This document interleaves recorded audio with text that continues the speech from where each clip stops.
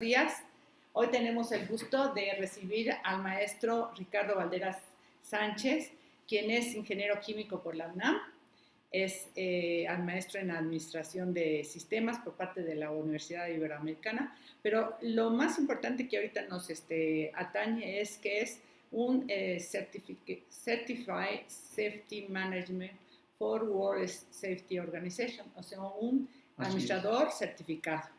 Y sobre todo que está trabajando en la UAM de Xochimilco en la asignatura de Ciencias de la Salud, en la que imparte un curso, ¿verdad? Sí. La experiencia que tiene es muy amplia. Ha trabajado en Pemex, ha trabajado en asuntos de fermentación alcohólica, de alcoholes, etc. Y luego, sobre todo, ha sido gerente de aseguramiento de calidad y también es un químico en la formulación de compuestos de elastómeros y experto en administración y control de inventarios. Bueno, con todo ese amplio currículo, pues nos da muchísimo gusto recibirlo, ¿no? Y sobre todo ha sido corredor en maratones, ¿sí? Muy bien, lo cual le hace el día de hoy mantenerse muy bien. El tema de la presentación de hoy se llama ventilación. ¿Esa es la primera diapositiva? ¿Esa es la primera? No, ¿verdad? Ahorita me regreso y los dejo con ustedes, ¿sí? Bueno, bienvenido, maestro. Gracias, maestro, doctora. Bueno, entonces, como usted guste presentarla, si de pie o sentado. Es al revés, ¿no? Sí. Ahí. Aquí está. Muy bien. Entonces, ¿de pie? Ya está. Muy buenos días. Pues aquí se trata de dar un resumen de los temas que se van a tocar en esta vez. En ventilación, cuando oímos hablar de ventilación, normalmente viene a nuestra mente la ventilación de confort o de comodidad, pero ese no es mi asunto. Yo voy a la ventilación aplicada en la industria. Pueden ustedes ver el camino que voy a seguir. Primeramente, me voy a referir a la fisiología del sistema respiratorio. Después voy a referirme al principio de las presiones parciales, que es conocido como la ley de Dalton, para explicar cómo es que dentro de nuestro organismo se van relacionando el oxígeno y el dióxido de carbono. Luego, es una vuelta al pasado, nostálgico, pero muy, muy útil. Lo que fue en 1983 los instructivos relativo a las características de ventilación que deben existir en un centro de trabajo.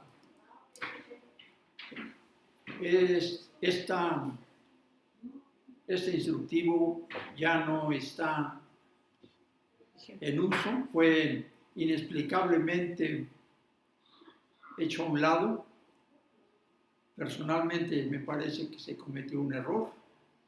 Y también me refiero a OSHA de Estados Unidos, que como ejemplo conserva el estándar de ventilación. OSHA es el acta que en 1972 se firmó por la Cámara de Representantes para reunir toda la experiencia que ya tenían las organizaciones civiles y la normatividad paralela en seguridad e higiene industrial. Después se muestra la aplicación del antiguo instructivo 16 en un monitoreo industrial de molienda de un material que contiene silicatos. En esta yo participé, yo fui el encargado de realizarla, lo cual veremos más adelante. Y después, y después voy a pasar a revisar lo que son los valores umbrales de exposición. Voy a explicar en qué consisten, cómo se deben de usar y cómo pueden afectar nuestra vida diaria en el trabajo. La siguiente, por favor. Metabolismo. El cuerpo se comporta como un motor de combustión interna, ¿verdad? Puede tomar materiales y los transforma en energía, pero requiere de oxígeno para realizar esta función, como cualquier motor de gasolina o de coche. El sistema respiratorio toma del ambiente el oxígeno, que es relativamente bajo en concentración de dióxido de carbono, y lo exhala como oxígeno con alta concentración de dióxido de carbono. El transportar estos gases en el sistema circulatorio se encarga el corazón, que es el órgano principal, quien por medio de arterias y venas hace llegar por todas partes las células de la sangre y la glucosa sintetizada en el sistema digestivo, al tiempo que por los riñones desecha lo que no fue utilizado. Por favor, ahí. Ahí. Entonces, tenemos que el aire entra por los pulmones y el vehículo para transportar los nutrientes y el oxígeno es el sistema circulatorio, es la sangre.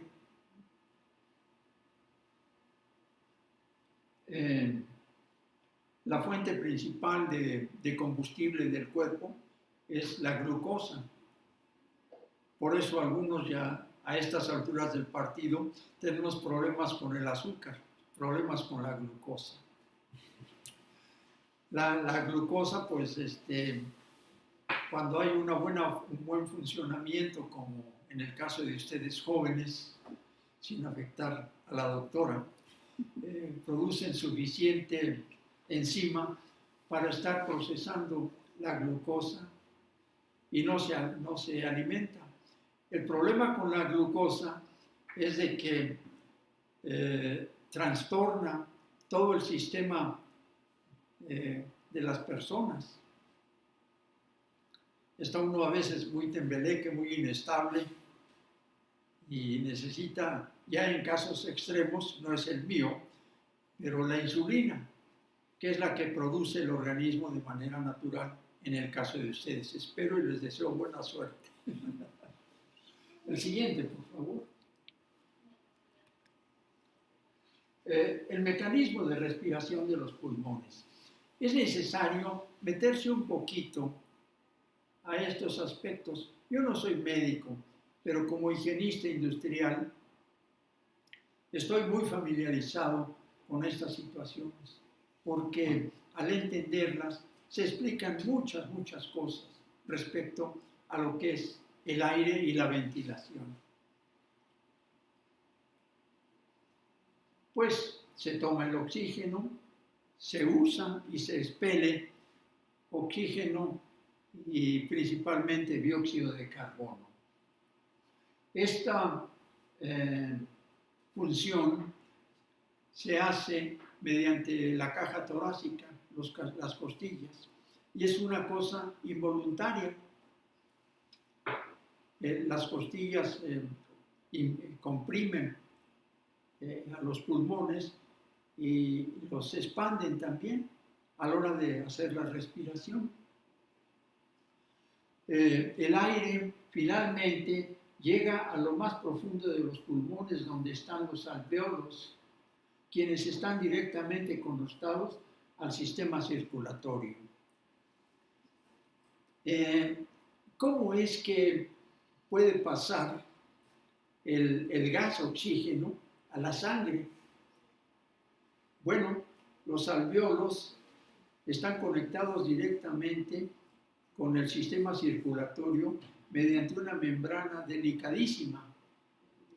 Entonces, a través de ella hay un intercambio de gas, de oxígeno, de CO2, y también de nutrientes.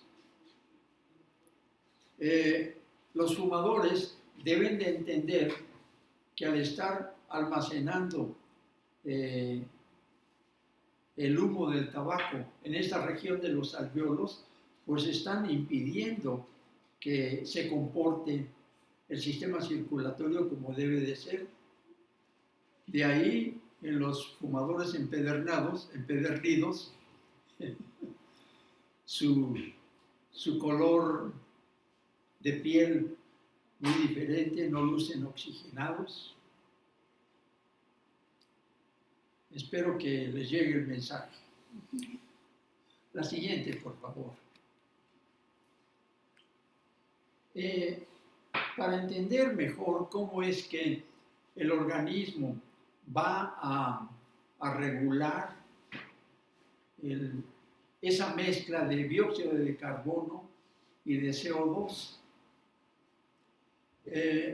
Hace más de 100 años, Dalton dijo que en una mezcla de gases cualquiera, la presión total que esa mezcla de gases ejerce está determinada por las presiones que a esa temperatura y en esas condiciones ejerce cada gas. A esta presión se le llama o se le conoce como la presión parcial de cada uno de ellos. Esa presión depende de la presión atmosférica. A nivel del mar tenemos 760 milímetros de mercurio y en la Ciudad de México, a 2.200 metros sobre el nivel del mar, tenemos 585 milímetros de mercurio de presión. Como ustedes saben, eso influye directamente en la temperatura de ebullición del agua. Y esta condición de la presión atmosférica influye mucho cuando nosotros en ingeniería estamos diseñando equipo. Entonces, un calculito a nivel del mar son el oxígeno es 29 milímetros de mercurio y a nivel del mar da 159 milímetros de mercurio de presión parcial. Y a nivel en el Distrito Federal las cosas cambian a 122 milímetros de mercurio. Soy irrespetuoso del término acuñado de Ciudad de México, sí, porque si nosotros nos llamamos Ciudad de México, entonces todas las demás ciudades están desechadas. Yo, en mi punto de vista, padecemos un síndrome de falta de identificación. No sé, sabemos si somos chilangos, mexicas, tlahuicas o vete a saber.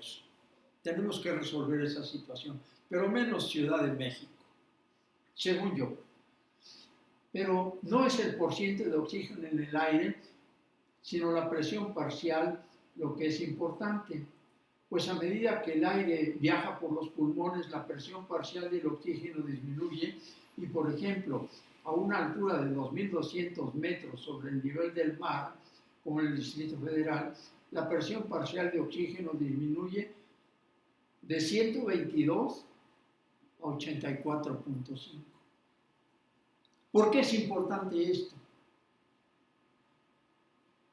Cuando nosotros dotamos de un respirador artificial a una persona, entonces va a tener que vencer una resistencia para el aire y la presión va a estar actuando como un pistón que va a empujar el aire a través del filtro del respirador y los pulmones.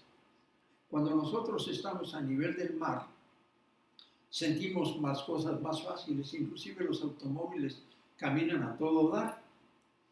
Pero cuando tenemos una presión en el Distrito Federal de 84.5, hay que tener cuidado. A lo mejor una persona ya tiene alguna predisposición cardíaca y le podemos causar un daño de dotarlo de un respirador que tenga una resistencia al paso del aire, porque eso va a hacer que los pulmones tengan que trabajar más, y a la hora en que trabajan más los pulmones, ¿quién es el que va a trabajar más? Pues el corazón. Entonces, ponemos todo eso. Cuando se corre el maratón de la Ciudad de México de 42 kilómetros, esto se siente. Cuando se corren las carreras a nivel del mar, los que corremos en el Distrito Federal vamos a coyotear. Muy bien. En cada inhalación, se introducen en los pulmones como 500 mililitros de aire fresco. ¿De dónde viene esto? En México probablemente exista lo que puede ser los datos del hombre o de la mujer típico, pero no va a ser lo mismo un habitante del norte de la República con un habitante del sureste. Necesitamos esa investigación, necesitamos estándares.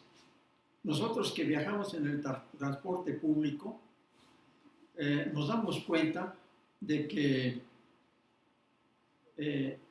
los hombres se han vuelto muy espaldones y en razón inversa la proporción del espacio para sentarse es muy reducida. Entonces, cuando yo me siento con una persona así, pues me siento como don Horacio. Ustedes ya saben por qué. Bien, Apache, ratito. Bueno, pero de ellos solamente 350 mililitros llegan a los alvéolos. Los otros 150 se quedan como un volumen anatómico muerto. Por el concepto de inventarios, siempre tenemos que tener un colchón. Adelante, por favor. El control respiratorio. El control respiratorio es muy complejo, pero se puede decir que el sistema nervioso es finalmente quien regula el ritmo de la respiración, manteniendo una relación adecuada de las presiones parciales de oxígeno y de dióxido de carbono.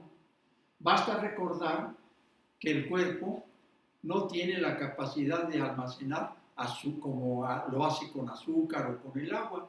El cuerpo no puede almacenar oxígeno. ¿Y quién es el principal deudor de esta falta de oxígeno? El cerebro.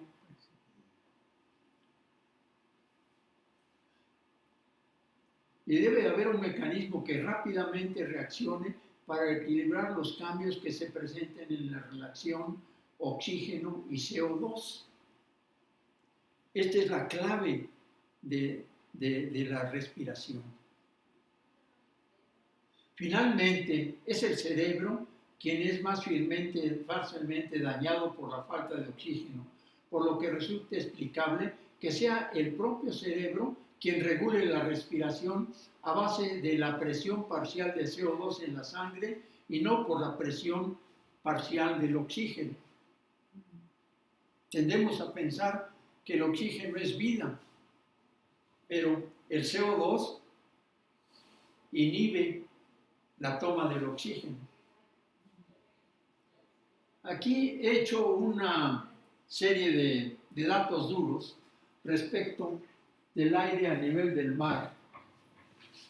Tenemos la presión parcial del oxígeno, es de 159 milímetros de mercurio y el de CO2 de 0.3 milímetros de mercurio. A nivel alveolar, esta presión que fue de 159 de oxígeno baja a 110 y el CO2 se incrementa de 0.3 hasta 40 por el efecto del intercambio a nivel de los alvéolos y del sistema circulatorio. A nivel de arterias pulmonares, llegan provenientes del corazón arterias sistémicas. Llegan una presión de 40 milímetros de mercurio y 46 de CO2. A nivel de venas pulmonares llegan 110 milímetros de presión parcial de oxígeno y 40 milímetros de CO2. Las arterias son los conductos gruesos del sistema circulatorio y las venas son las pequeñas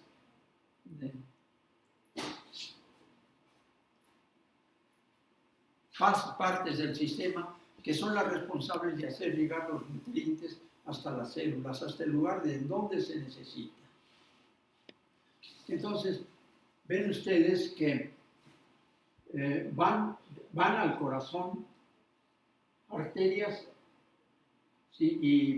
sistémicas y llegan del corazón las arterias con estas características de presión.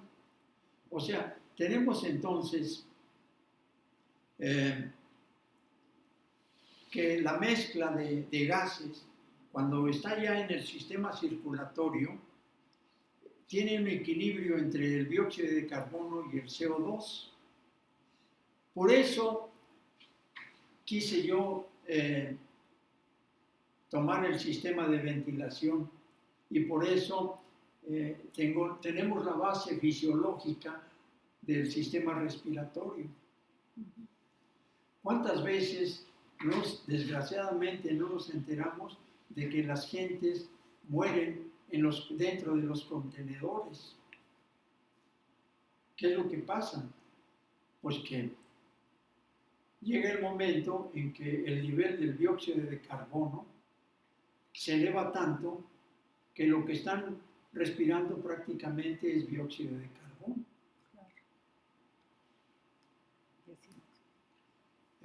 Hay una medida de medición de la cantidad de dióxido de carbono. Se mide en partes por millón, o sea, es una parte por 1.000.000 de partes. O sea, puede también decirse como 1 miligramo por metro cúbico. Hagan de cuenta ustedes un tinaco de nuestra casa que tiene 1 metro cúbico, pues 1 mililitro es la millonésima parte de ese. Bueno, cuando tenemos 1000 partes por millón de CO2, estamos en el umbral de la concentración sana de CO2. Eso es muy importante en auditorios, en salones de clase, en donde hay una concentración humana. Todo esto en relación con la ventilación. Adelante, por favor. Aquí tienen ustedes, van ustedes a adivinar que todo lo que diga yo lo he aprendido de los gringos. Pero no tiene nada de raro. Tienen mucha lana para investigar, tienen mucha lana para hacer estas cosas y sería un desperdicio no aprovecharse de ellas. Estos son los litros por minuto que los gringos piensan que es un cuerpo un cuerpo típico de gringo. Cuando está un gringo durmiendo, consume 3 litros por minuto. En descanso va a consumir 9.3. En trabajo ligero, 19.7 litros por minuto. En trabajo mediano aumenta 29. En trabajo fuerte, 40. Y es un trabajo máximo de 132. De aire, ¿verdad? O de oxígeno. ¿De oxígeno o de aire? De aire. De aire. Porque cada bocanada de aire respira 500 mililitros. ¿Qué importancia tiene esto? Bueno, para nosotros los corredores existe el método Cooper. Cooper fue investigador de la Fuerza Aérea de los gringos y empezó a desarrollar un estudio que llamó aeróbico. De ahí se deriva el término de aeróbicos. Entonces, tiene un programa de acondicionamiento físico de 16 semanas, al final de las cuales uno puede estar seguro de que va a estar consumiendo alguna cantidad de estos, y asigna puntos según sea en la distancia, en el tiempo que emplea en recorrer cierta distancia. Al principio es caminando y después ya va aumentando hasta que en los 16 semanas está uno trotando. A esto se le asigna una cantidad, ya lo descubrió Cooper, de oxígeno que el cuerpo procesa. Aeróbicos, Dr. Cooper.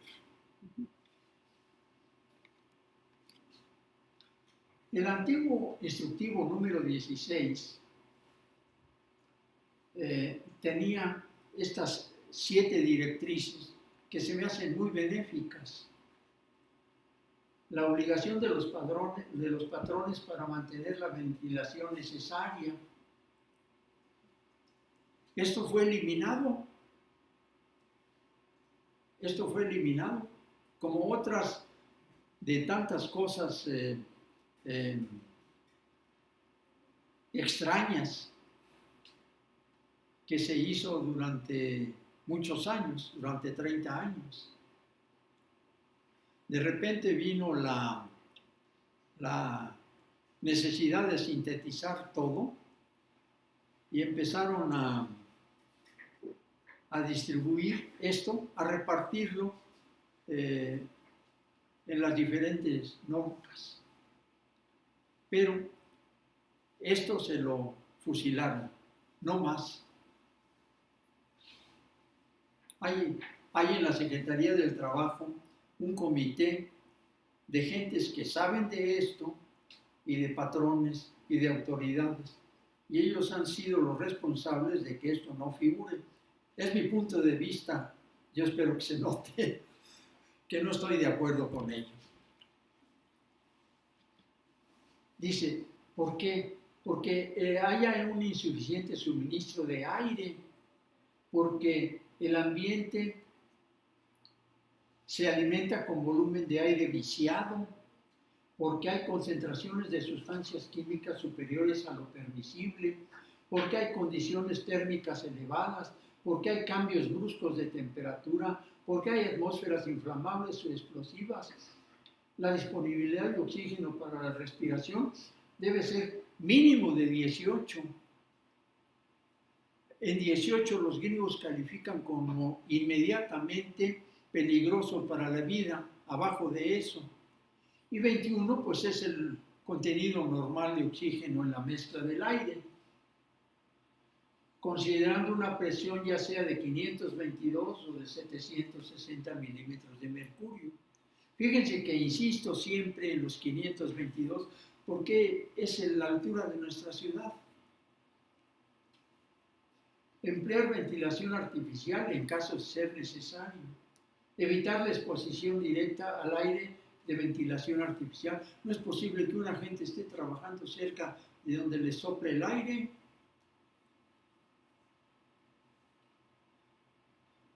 Mantener en todo momento las concentraciones permisibles que indican la normatividad y en lugares donde existen sustancias inflamables o explosivas, proporcionar ventilación que evite el riesgo de incendio. Yo creo que estos 7 principios son fundamentales. Yo no sé en qué cabeza técnica o de patrón o de autoridades dicen, vamos a echar afuera esto. Bueno, ya descargué mi ira. La siguiente, por favor. A ver si podemos enfocar más. Acercar. Ajá, ahorita. Aplicación del 16. en la molienda de materiales. Ahí está muy bien. ¿No tiene alguien un apuntador? ¿No? Bueno. No, le puedo mover que conforme... me pudieran ayudar. Miren, es que lo dejé en el otro. La empresa fue BEISA, Beneficiadora e Industrializadora Sociedad Anónima, en el año de 1987. Es una empresa, o fue una empresa, que compraba la raíz del balbasco del sureste de Veracruz. Uf, ahorita. Y lo molía y lo procesaba, gracias, para producir hormonas. Déjenme decirles que esta fabriquita producía al año 900 kilos de hormonas. Para que tengamos una idea de lo valioso de esta producción, esas 900 kilos se exportaban directamente a Estados Unidos y servían a la corporación Schering-Plough para vender en el mercado americano y a nivel mundial anticonceptivos y antiinflamatorios. Fue una época brillante de la iniciativa mexicana. Había la fábrica esta de Sintex, que también es la primera empresa mundial mexicana que se fundó en estos años a raíz de la síntesis del barbasco. Bueno, ahorita pues viene yo ahorita tomé viene, esto. ¿Vale? Ahorita viene el señalador. Ah, ¿sí? Sí. Mientras les voy a ir platicando. Dice, está en inglés porque afortunadamente yo era supervisado cercanamente por un certificado en seguridad y por un certificado gringo, persona certificada gringo en higiene industrial, y tenía yo un sistema corporativo de vigilancia. Me tenían aquí. Gracias a ello, tuve una educación técnica en higiene industrial excelente, que ahorita costaría cientos de miles de pesos. Debido a eso, pues tuve la oportunidad de certificarme en Gringolandia en la disciplina, mediante riguroso examen, desde luego. Entonces, lo que van a notar ustedes aquí es la organización, la cosa bonita de hacer bien las cosas. Se identifica cada muestra y cada vez que nosotros muestreábamos la exposición de un obrero a los polvos, se hacía por triplicado. ¿Por qué razón? ¿Por qué no una? ¿Por qué no dos? El 2 nos da un promedio. Pero siempre les cuento a las gentes que en un río que tenía 1 metro de promedio de fondo, se ahogó una gente. Porque le falta la desviación. Entonces, con 3, manejando criterios de pequeñas muestras, ya se tiene la oportunidad de tener desviación estándar. ¿Qué nos permite la desviación estándar? Pues establecer un límite de confianza del 95%. Se abusa del promedio. Bueno, fuera de la universidad. Qué bueno que estoy entre los universitarios. Entonces, tienen ustedes del lado izquierdo las claves de los procesos, porque era un proceso para pasar del barbasco a la pastilla anticonceptible, anticonceptible. Como yo no las uso, pues ¿O no las usé? Gracias. Entonces, aquí, Industrial High Monitoring Sampling, abril del 87. Proceso, paso del proceso, material empleado, en qué edificio se hacía y en qué reactor, las muestras 1, 2 y 3. Los valores individuales a partir de estas muestras, paz. Luego, de esas 3, calcular la desviación estándar.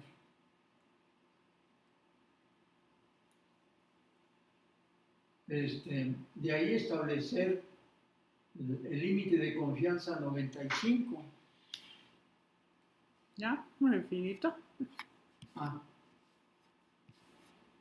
¿Verdad? Y luego compararlo contra el TLB de 10. TLB es por Threshold Limiting Value, o sea, en español, valor umbral límite. Umbral quiere decir cuando uno empieza a asomarse a la concentración no adecuada, ese es el valor umbral. Y después comparado con este de 20 contra el 10 y decir que pasa o no. Desde luego no pasa porque este es 20, 34, 161.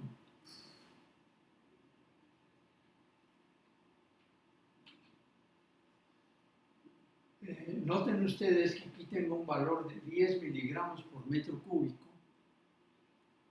y aquí tengo uno de 5. El de 10 corresponde a polvos generales y el de 5 de polvos que pueden llegar a los alvéolos. Entonces, aquí es más estricto el límite. Bueno, pues de ahí nos fuimos a 25 pasos de síntesis, empleando toda una serie de arañas venenosas, ácido sulfúrico, gasolina, anhidrido acético, piridina, todo lo que ustedes gusten. Ahí yo me formé como higienista industrial. Es muy interesante esto, porque cuando ustedes están en una reacción química, la respuesta es inmediata del sistema. Puede haber un incendio, puede haber una explosión, así. Y entonces la prevención de accidentes y de exposiciones tiene que ser muy elástica, muy dinámica. Normalmente en las industrias de transformación uno puede estar sentadito viendo las cosas que pasan, etc. Oye, pues ¿por qué te aceleras? Pues sí, pero yo vengo del proceso químico, por eso estoy acelerado, por eso me preocupan las cosas. Cuando tú estás haciendo ensamble de maquinaria y todo lo que sea, no es que sea malo, pero son otras las condiciones. Entonces, de las anécdotas, pues hay un catalizador de paladio que se inflama al aire.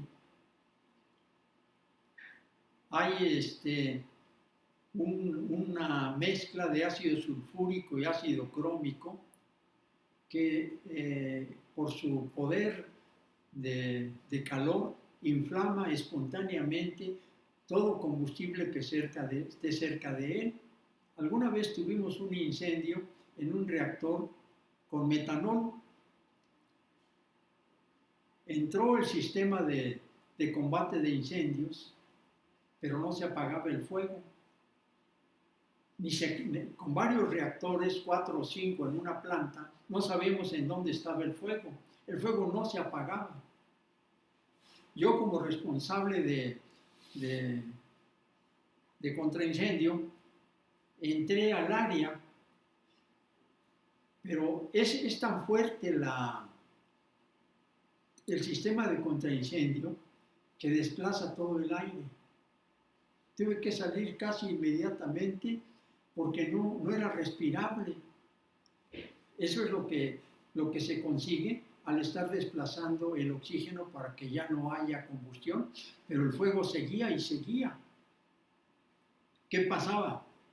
Yo no vi nada. Pues ¿cómo iba yo a ver algo si cuando se quema el metanol no da color la flama?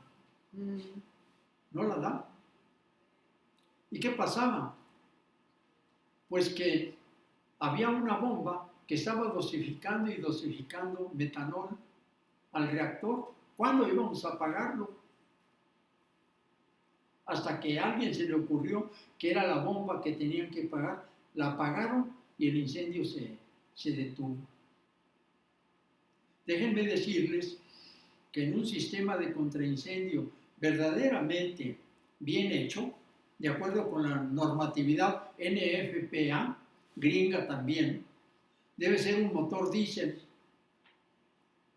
Ustedes van a algunos edificios muy pomadosos ahí de Reforma y lo que tienen para combatir incendios en alguno de ellos es un motorcito Volkswagen de gasolina. Por eso es que ven ustedes que hay tanto incendio. Yo digo. Bueno, si la corremos un poquito para el otro lado, para que pueda yo ilustrar esto. ¿No se puede? No. Bueno, el hecho es de que van a ver ustedes que en la mayoría de los casos, aquí está, arriba del valor de referencia, sí, en los polvos, no, y sí aquí, y después nos agarramos que no, hasta que sí, con cloruro de etileno y con dimetilformamida. ¿Qué pasaba? Que estos edificios de proceso estaban ventilados con el aire, entonces no había una exposición significativa a los contaminantes. Por eso es de que los corporativos de Nueva Jersey estaban tan interesados en que el programa de higiene industrial y de seguridad se mantuviera, pero de acuerdo con los estándares gringos, porque la normatividad nacional es una vil copia de los sistemas gringos, pero una mala copia.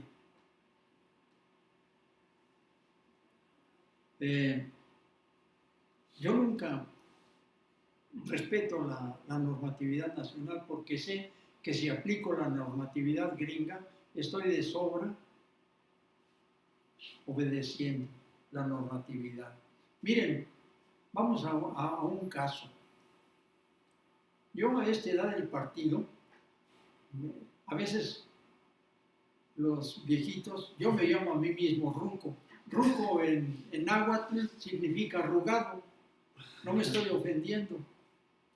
Pero ¿cuántas veces no se tropieza uno con una cosita así que sobresale del pavimento? Bueno, pues el estándar gringo de pisos establece que los pisos deben ser parejitos. El estándar mexicano ni siquiera se fija en eso.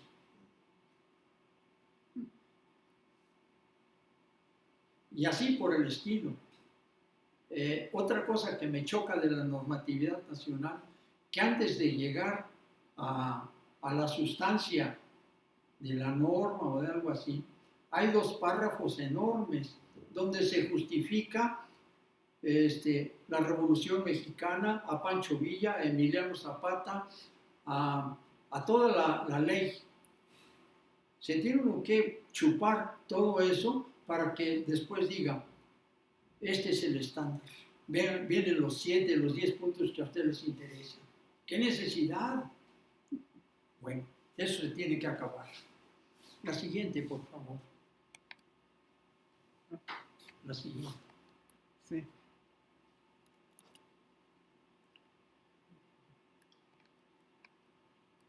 Es que se selecciona. Normatividad OSHA-USA. ¿Esa es o Miren, al revés? Yo no estoy contento de esta situación, pero si a ustedes lo sientan a una mesa rica en alimentos bonitos y todo, pues ni modo que no le va a entrar, ¿no? Aquí está. En 1972, fíjense ustedes el año, 1972 es como 25 años después de que Estados Unidos se adueñó del mundo ganando la Segunda Guerra Mundial. En esa guerra se manifestó muy fuertemente la capacidad industrial e inventiva del sistema de producción gringo. Entonces, en vista de ello, la iniciativa privada empezó a desarrollar su propia normatividad para contraincendio, para todo. O sea que había una serie de normas enormes, pero no estaban unidas en una sola. El otro defecto era que la Secretaría del Trabajo era juez y parte. La Secretaría del Trabajo debía ser responsable de que no hubiera accidentes y que no hubiera exposiciones indebidas. Pero si ella misma era la que hacía las normas, es como aquí, eso está malo. Entonces lo que hicieron los gringos fue crear una secretaría adjunta en 1972, a la cual llamó Acta de Seguridad y Salud Ocupacional, OSHA. Esta acta tiene también complementos muy valiosos. El sistema NIOSH, el BLS y un sistema de clasificación de empresas. Ah, gracias. Mi jugo mejor.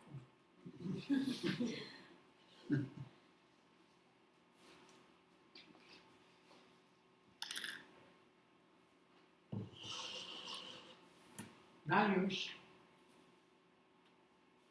National Institute of Occupational of Safety and Health, es la institución que educa, que hace la investigación para que se produzcan menos accidentes y exposiciones en el trabajo. El BLS es un sistema de caracterización de lesiones enorme, enorme. Y la clasificación de empresas. Con el BLS y con el sistema de clasificación de empresas, cualquier empresa mexicana se puede asomar ahí para compararse, a ver cómo la estamos haciendo. Noten ustedes que el progreso que tenemos es enorme y lastimoso en este aspecto. Está la Secretaría del Trabajo y Previsión Social. Están las normas de seguridad e higiene industrial. Y punto. El sistema de de verificación de que no haya exposiciones y de que no haya accidentes, se vendió a una institución que se llama Entidad Mexicana de Acreditación. De repente apareció en el diario oficial, el ingeniero fulanito de tal compró, no decía compró, pero así fue, es el responsable de la Entidad Mexicana de Acreditación. ¿Para qué? Pues para que usted se acredite con él y le pague, para que usted que quiera hacer prevención de accidentes tenga una oficina bien montada, con mucha lana, con muchas influencias, y empiece a vender a las industrias el perdón por sus pecados. Algo muy parecido a lo que hacía la iglesia en tiempos de Lutero. La iglesia prometía el cielo y el Papa vendía las dispensas para juntar lana para las cruzadas. Lutero dijo, ya estuvo bueno. Bueno, pues necesitamos un Lutero en esto. ¿Para qué canijos sirven los colegios? Un colegio,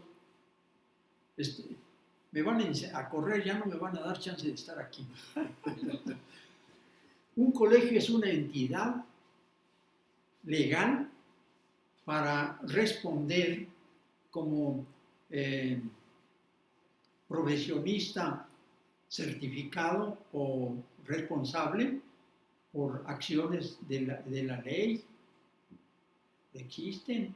Y serían los colegios de químicos e ingenieros químicos quienes deberían de estar haciendo esta actividad. Y gratis.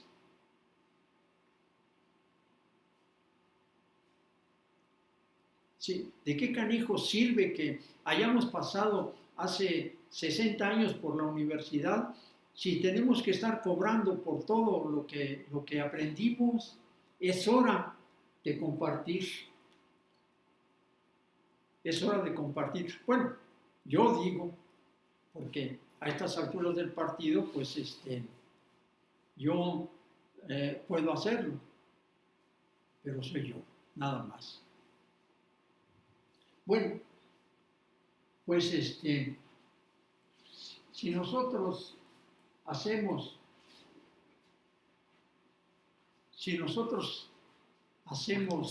por ejemplo, el registro de accidentes de una empresa, de acuerdo a la normatividad gringa, estamos en la capacidad de ir fincando con los años una base de datos que nos diga, que nos dé índices para compararlos con BLS. El índice de medición son los accidentes por cada 100 trabajadores.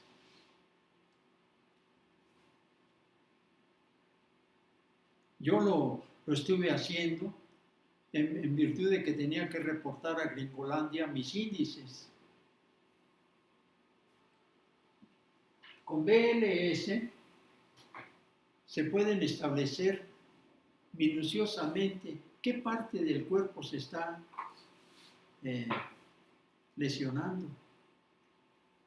No es solamente un brazo, no. El brazo se descompone en todos los elementos fisiológicos y se va viendo hasta qué nivel tenemos los accidentes. ¿Por qué? Pues porque es una manera de ver si la normatividad que se está ejerciendo es efectiva para prevenir los accidentes o las exposiciones. De otra manera, permanecemos en la oscuridad, en la ignorancia. Esta es mi vivencia de todo este tiempo como higienista y segurista. Es mi queja. No es el lugar para... No siento que sea yo un apóstol ni un revolucionario de las cosas. Pero sí, la universidad, con esa libertad de cátedra que tiene y de expresión, y sobre todo con la idea de que la universidad no es responsable de lo que yo diga, ni el sistema que me hace favor de dar posada. Soy yo como universitario, expreso mis ideas y vengo a la casa en donde se puede abrir la boca siempre y cuando se sostenga lo que dice. Todo lo que digo es con papel. Mis 8 maratones con papel. Nada de dientes para afuera, no. Mi título, nada de Santo Domingo. Bueno, permíteme. Ok. Entonces, asomándose a otra cosa muy interesante del sistema gringo, el CFR, el Código de Reglamentos Federales. Si ustedes van a la Biblioteca Franklin o se asoman al internet, van a ver toda una fila como de 20 o 30 libros así de gruesos. Y en cada uno de ellos se puede ver la legislación gringa al respecto. Aquí, no sé. Bueno. La hay, pero hay que buscarla. Entonces, por ejemplo, OSHA está en el libro de Industria General, los estándares de Industria General, y le corresponde el 29 Código Federal de Reglamentos 1910. En la subparte G, Occupational Health and Environmental Control Standard, el 1910-94, habla específicamente de ventilación.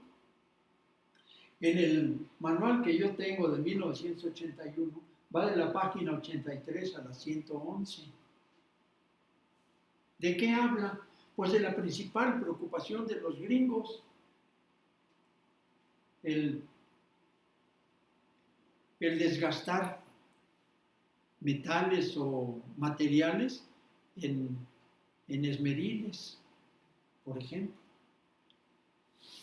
Entonces, ellos vieron que en el BLS se estaban reportando muchos accidentes en este aspecto y lo transmitieron al OSHA, y de OSHA dice, bueno, pues vamos a ver lo de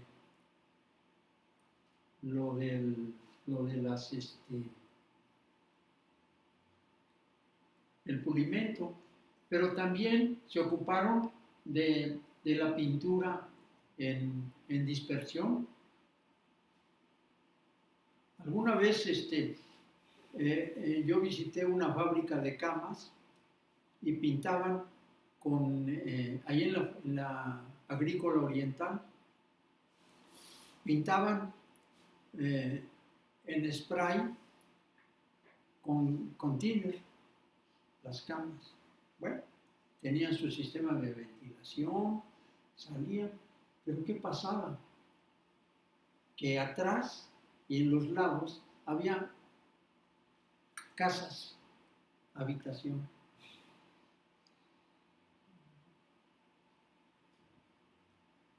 Cuando subí a ver eso y me acompañó el director de la planta, le dije, este es un desmadre. Y me estaban pagando por ello. No debía hacerlo, pero ¿qué va a pasar en una familia que todos los días está respirando thinner? El cerebro. Bueno, las operaciones, los requerimientos de la velocidad del aire, las explosiones, los límites bajos de explosividad en los solventes, las campanas para sacar, el trabajo dentro de tanques. Casi siempre estoy viendo los encabezados de la prensa, el periódico que calla que dice lo que otros callan. ¿Por qué? porque aparecen allí en la nota roja, en la primera plana, los accidentes. Y es muy frecuente que la gente se accidente en un túnel de 20 o de 30 metros buscando tesoros. Y se murieron ahí todos. Se han muerto limpiando las cisternas. ¿Cuántas personas se meten a la cisterna de casa a pintarla? Paz. Eso no le sucedió al Chapo, porque el Chapo diseñó bien su túnel. Tenía la lana y el conocimiento para hacer bien las cosas. Qué bueno que se fugó.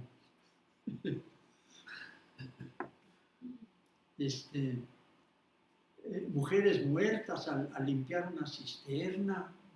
Y todo eso aparece en primera plana del escandaloso periódico de la prensa. ¿Por qué? Por la falta de ventilación. El problema de los espacios confinados. A mí me pasó una vez de que se me inflamó un agente en un espacio confinado. Miren, cuando ustedes hablan muchas veces con gentes de seguridad, las gentes de seguridad que yo he escuchado se complacen en hablar de sus éxitos. Yo hablo de mis fracasos. Eso le costó una quemadura de 60% del cuerpo a la gente. Pero no nace uno sabiendo. Los espacios confinados son terribles. Un espacio confinado es el que nada más tiene una entrada o una salida, como una fosa, como un túnel, todo eso. Y hay que tener mucho cuidado cuando mete uno un agente a eso. La siguiente, por favor. Miren ustedes, este es lo que el manual BLS de 2007. Nomás vean ustedes lo que es.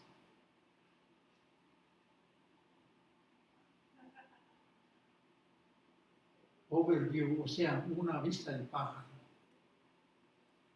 La sección 1, introducción a las lesiones y enfermedades, material de clasificación.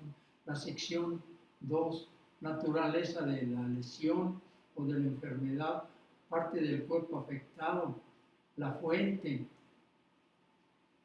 el evento o la exposición. La sección 3, la naturaleza de la lesión o la enfermedad, la parte del cuerpo afectado. La sección 4, de índices. Todo eso son como 1000 páginas para definir, para describir las lesiones en un accidente. Solamente así es que se puede ir cercando.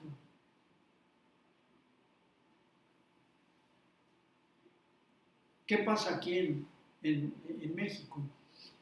El ISSSTE tiene su sistema de clasificación. El Seguro Social tiene la suya. La Marina tiene la suya. El Ejército tiene la suya. Y la Secretaría del Trabajo tiene la suya en la normatividad. La reciente norma número 19, que crea las comisiones de seguridad e higiene, es, según mi humilde opinión, una ensalada. En 5 páginas, la Secretaría del Trabajo ha condensado todo esto. ¿Cuál es el resultado? Oscuridad. No se saben las cosas. Necesitamos una revisión en esto. La siguiente, la plática que tenía yo preparada ahora era la de enfermería ocupacional. ¿Qué canijos tiene que ver una enfermera en esto? Bueno, debe de existir un triunvirato de profesionales que cuiden de la salud y de los accidentes de las gentes, formada por un higienista segurista como yo, un médico especialista en medicina del trabajo y una enfermera especialista en enfermera ocupacional. ¿Quién va a ser la encargada de estar platicando con los obreros, con las obreras? ¿A quién le van a platicar? Se van a acercar muy bien con una enfermera. La enfermera va a llevar todos los registros y es más adecuado que una enfermera lleve el programa en una pequeña empresa que contraten a un elefante como yo, a un médico especialista en medicina del trabajo, que podemos asistir como consultores. La plática no se hizo porque la coordinación yo la había establecido con la licenciatura de enfermería de la UAM Xochimilco. Y ahorita, pues desgraciadamente, está la huelga. Pero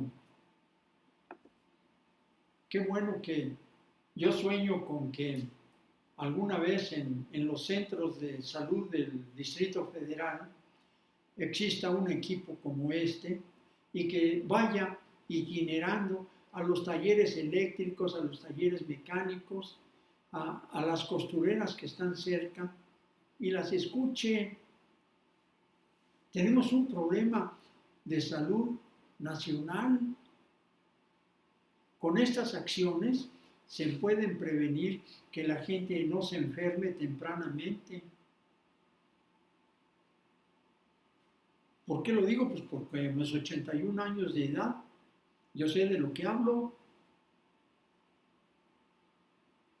¿Cuántas gentes terminan sordas, más sordas que yo de lo que soy ahorita, a los 50, 60? ¿Por qué? Pues porque van escuchando en la pecera las bandas a todo volumen. ¿Cómo es posible que a la hora de recoger la basura el campanero vaya tocando al oído? ¿Cómo es posible que los que manejan motos tengan el escape tan cerca y tan ruidoso? La sordera es una enfermedad y díganme ustedes si no es una desgracia que ya después no tenga uno la capacidad de poderse comunicar con los que están cerca. Fue la desgracia de Beethoven. Bueno, pues es todo esto, estos apuntes que yo hice para encargarme. La siguiente, por favor. Ajustes. Miren, esto es un esbozo de lo que debe ser la interpretación de la norma número 10 que dice, bueno, pues para polvos tenemos una exposición límite de 10 miligramos por metro cúbico. Pero cuando una gente que no está entrenada en esto lo usan los TLVEX o los valores umbrales de exposición como si fueran semáforos. No son semáforos. No es verde, ámbar, no es verde o rojo. Si está abajo de 10, pues que a todo dar. Pero ya lo vimos, que necesitan 3 muestras por lo menos para tener establecido un límite de confianza. No, con uno que hagan. Uy, ¿para qué quieres 2? Pues si con uno ya sabemos, mira, ve la norma y ya está. Resultó abajo. Oye, pero ¿qué me dices de la susceptibilidad de las gentes? En una plática que di aquí respecto al síndrome de edificio enfermo, una profesora joven que bajaba dijo, pero es que yo me encuentro a disgusto con el color blanco de toda la instalación de ese bonito edificio de allá. Oiga, pues píntelo de otro color. Eso nos da una idea de que no podemos agarrar a tabla rasa y decir que todo es aplicable a cualquier gente. Y en México somos un país pluricultural. El norte no es igual al sur. El centro, pues más o menos, ¿verdad? Decían en la Revolución, recordando a Paco Ignacio II, que se reunieron los zapatistas y los villistas aquí en el DF, y los villistas se burlaban de los zapatistas porque decían, mira nomás, qué caballito tan chiquito, parece burro. Y les decían los zapatistas, sí, pero no traga tanto como el tuyo. Dice Paco Ignacio Taibo que necesitan un caballo de esa alzada para las grandes jornadas que se hacen en el norte de la República. Pero en la Revolución Zapatista lo que importa era la velocidad y el transitar por donde. Entonces, ahí se ve la clase de país que somos. Entonces, si llegáramos a hacer un estándar, tendría que ser un estándar para el norte y otro estándar para el sur. Se va a construir el Tren Maya, se va a construir la refinería de Dos Bocas. ¿Qué no nos hace falta el estándar de la gente que va a trabajar allí? ¿Qué no nos hace falta un enorme cuerpo de higienistas, de seguristas para ver que las cosas suceden bien? No lo tenemos. Yo saliendo de aquí me voy a mi mecedora. Y ansioso de chambear, pero nadie me llama. No quiero chamba, ¿eh? Sí, me he vuelto muy flojo. Miren, nomás para que tengan ustedes idea cómo se cocinan los valores umbrales límites, los TLBs en Gringolandia. Tenemos un procedimiento. El número que definió, según ellos, y el porcentaje que influyeron en lo que fue la determinación de un valor umbral límite. Por ejemplo, vapores de solventes, de tiner, vapores de metanol, lo que ustedes gusten y mandes. Bueno, dijeron unos, experiencia industrial. Se consultaron a 157 gentes y eso contribuyó al 38% de la norma. Otro experimento humano, voluntario, 45 gentes, el 11%. En animales, con grado variable. Crónica quiere decir cuando al animal se le da sistemáticamente una cantidad, y aguda cuando se le alimenta en exceso o se le da una cantidad de exposición muy fuerte. Y por último, por analogía, 101. Fíjense ustedes que lo que más influye es el 38% aquí y el 24% por analogía. ¿Por qué? Pues comparando, oye, pues el estándar de esto fue aquí, aunque no tenemos todavía la medición. Pero déjenme decirle una cosa sorprendente. Con la nanotecnología, ya la antigua tabla del respetable Mendeleev, que está cumpliendo 100 años ahora, ya se ha vuelto un acordeón, porque un elemento químico que tiene una modificación nanométrica se va a comportar diferente. Simplemente por su tamaño va a poder pasar a través de la pared celular. ¿Cuánta falta de estudio no nos hace para todo? Falta para todo, para definir estos materiales. Y los tenemos aquí. Siempre los hemos tenido. Los motores diésel producen nanocompuestos debido a la temperatura que funciona de manera natural. Ahora las cremas embellecedoras y los medicamentos milagrosos pues están hechos a base de eso. Cerca de donde yo vivo, dice, ahora es darse tiempo de ser bella. 2 señoras que conocí, qué bruto, muy bonitas, hace 3 años. Se les vino la edad encima ahora y son unas respetables ancianas como yo. Dejaron de estar estiraditas. Todo eso por los nanocompuestos.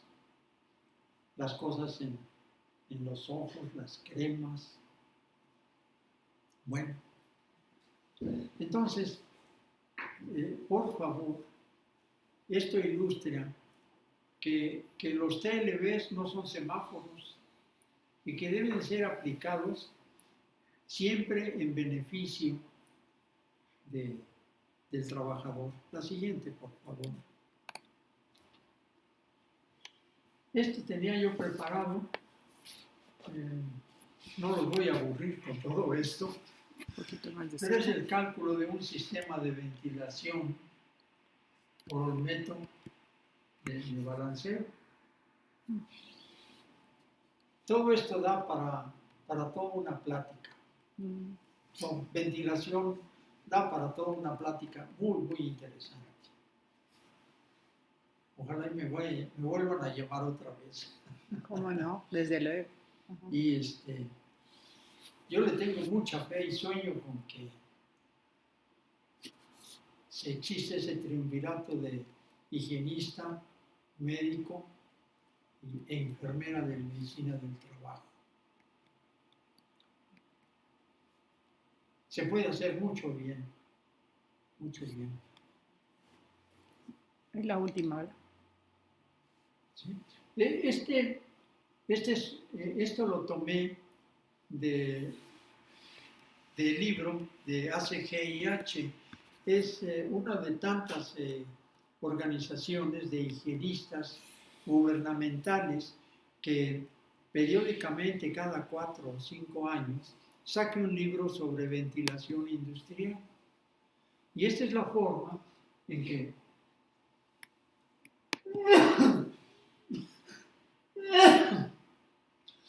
que se calcula con el vivo principio de Bernoulli, que para las líneas que transportan gases o agua.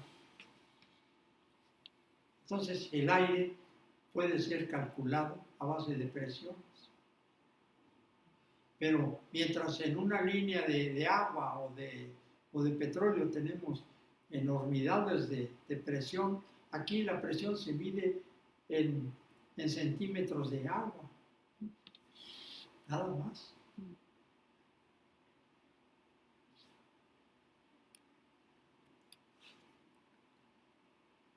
Y aquí queda. Sería todo. Muy bien, muchas gracias. Bueno, pues vamos a iniciar la parte del intercambio. ¿Quieren plantear